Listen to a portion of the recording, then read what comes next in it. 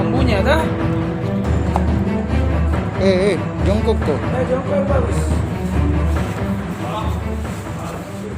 Dan di Jalan Bulu Saraung itu kita mengamankan 3 orang tersangka yang terduga membuat 3 buah busur beserta pelontarnya dan perkakas untuk membuat busur.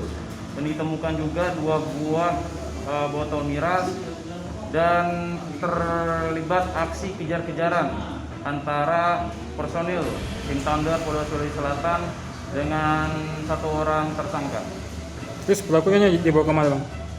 3 orang pelaku tersebut kita serahkan ke Polsek Bontoala.